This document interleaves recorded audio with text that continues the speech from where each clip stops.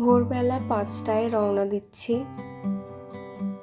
বিমানবন্দরে পৌঁছানোর উদ্দেশ্যে। তারপর বিমানবন্দরে পৌঁছে যাওয়ার পরে সেখান থেকে আমি চলে যাই লাগেজ চেকিং করাতে। লাগেজ চেকিংয়ে কোনো অসুবিধা হয়নি, ওয়েট একদম ঠিকঠাক ছিল, তো কোনো অসুবিধা পাইনি। নেক্সট ওখানে চলে যাই আমরা গেট নাম্বার 103-তে, ওখান থেকেই আমাদের অনবোর্ডিং হবে। তারপর ওখানে দাঁড়িয়ে দেখছিলাম এয়ারপোর্টে কতগুলো প্লেন সারি সারি করে যেন মেলা বসিয়েছে। অনেকেই যেন প্লেনের প্রতি আমার একটা আলাদাই দুর্বলতা রয়েছে, আবার অনেকেই জানে না সেটা। তো আমার ভীষণই ভালো লাগে, আমার পুরো পাগল পাগল লাগে আর দেখলে। যাই হোক, ওয়েট করছিলাম বসে বসে যে কখন আমাদের বাস আসবে আর বাসে করে চলে যাবো এরোপ্লেনের কাছে। তো ওয়েট করছি, ভালো লাগছে না আর ওয়েট করতে। আলটিমেটলি বাস এসে গেছিলো আর তারপরে আমরা পৌঁছে গেছি এরোপ্লেনের কাছে। তো আমরা ইন্ডিগোতে টিকিট কেটেছিলাম, তো ইন্ডিগোর কাছে আমাদেরকে বাস পৌঁছে দেয়। তারপরে আলটিমেটলি এন্টার করি আমার এরোপ্লেনের জার্নির জন্য। তো সেখানে ভীষণই ভালো লাগছিল। পাশে দেখতে পাচ্ছিলাম আর একটা প্লেন একেবারে রানওয়েতে রান করছিল। তো যাই হোক, এরপরে পেছনের ডোর দিয়ে আমরা যাই, বিকজ আমাদের সিটটা ছিল পেছনের দিকে। তো পিছনের ডোর দিয়ে আমরা এন্টার করি। সেখানে সারি সারি করে রাখা রয়েছে আরও কতগুলো প্লেন, সেগুলোই ক্যাপচার করার চেষ্টা করছিলাম। আর আকাশটা কি সুন্দরই না লাগছিল, ভীষণ সুন্দর লাগছিল, পুরো ক্লাউডি। তারপরে আলটিমেটলি এন্টার করলাম।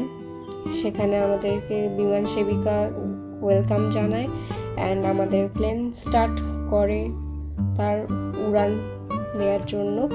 বিমান যাত্রা সবসময় এক অনন্য অভিজ্ঞতা আমাদেরকে দেয়। আকাশে মেঘের ভেলার মাঝে দিয়ে উড়িয়ে যাওয়া, নিচে পৃথিবীর অপূর্ব দৃশ্য দেখা, সব মিলিয়ে এক স্বপ্নের মতো অনুভূতি। যতবারই আমি বিমান যাত্রা করেছি বা এরোপ্লেনে যাত্রা করেছি, ততবারই যেন আমার কাছে সেটা স্পেশাল হয়, মানে ভীষণই সুন্দর অনুভূতি হয়। মানে মনে হয় না যে না এবার তো বোর হয়ে গেছি। প্রত্যেকবারই আমার খুব সুন্দর লাগে, ভীষণই ভালো লাগে। মনে হয় আর কিছুক্ষণ থাকলে যেন আরও বেশি ভালো লাগতো। যাত্রা শুরুর সময় বিমানবন্দরে ব্যস্ততা, তারপর বিমানে উঠেই জানলার পাশে বসা, নিরাপত্তা নির্দেশনা শোনা এবং বিমান উড়ানের মুহূর্তটি খুবই রোমাঞ্চকর আমার লাগে। উড়ন্ত অবস্থায় যখন সূর্য অস্ত যায় বা মেঘের ফাঁকে রংধনু দেখা যায়, সেই দৃশ্য মনকে যেন পুরো ছুঁয়ে যায়। গন্তব্যে পৌঁছানোর আগ পর্যন্ত যেন যাত্রাটাই স্মরণীয় হয়ে থাকে। তো আমার তো ভীষণই ভালো লাগে, তোমাদের কেমন লাগে সেটাও তোমরা জানিও আমাকে। তো বিমানে চড়া আমার এই নিয়ে থার্ড টাইম। অবশেষে আমার স্বপ্ন পূরণ হলো। তো আমি কলকাতা থেকে পাড়ি দিচ্ছি হায়দ্রাবাদের উদ্দেশ্যে। এটা ছিল আমার 3 নম্বর বিমান যাত্রা, কিন্তু যেহেতু আমার স্বপ্ন পূরণ হয়েছে তার উপর বিমান যাত্রা, তাই উত্তেজনা ও আনন্দে মন আমার ভরে উঠেছিল। বিমানবন্দরে প্রবেশাদ্বার থেকে শুরু করে বোর্ডিং পর্যন্ত পুরো প্রক্রিয়াটা কিন্তু আমার কাছে নতুন ছিল না। যাই হোক, আমি জানলার পাশে একটা সিট পেয়েছিলাম। কিছুক্ষণের মধ্যেই বিমান উড়ান দেয়। নিচে শহর, বাড়ি, গাড়ি সব যেন ছোট ছোট খেলনার মতো দেখাচ্ছিল। চারিদিকটা যেন সাদা মেঘ, মনে হচ্ছিল যে আমি যেন কোনো স্বপ্নপুরীতে আছি। আকাশের মাঝে সূর্যের আলো মেঘের পড়ে রূপালী আভা তৈরি করেছিল।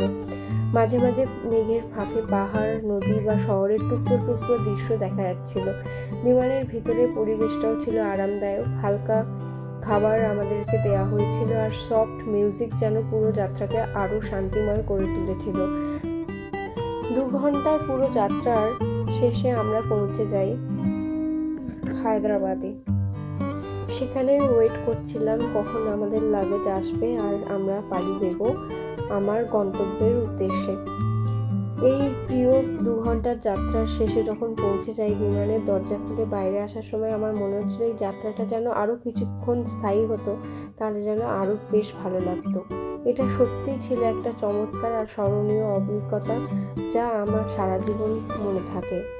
এবং প্রত্যেকবারই আমার কাছে নতুন থাকবে। যাই হোক, শেষ করে আমি পৌঁছে যাই আমার গন্তব্যে বিটস পিলানিতে। তো সেখানকার ক্যাম্পাসটাই একটু ঘুরে ঘুরে দেখাচ্ছিলাম। আর সেখানে গিয়ে পৌঁছেই আমি দুটো বন্ধু জোগাড় করে নিয়েছিলাম। তো একজন বন্ধু হায়দ্রাবাদ থেকেই আছে আর একজন বন্ধু অন্ধ্রপ্রদেশ থেকে। তো যাই হোক, আমরা তিনজন মিলে একটুখানি ক্যাম্পাসটা ঘুরছিলাম।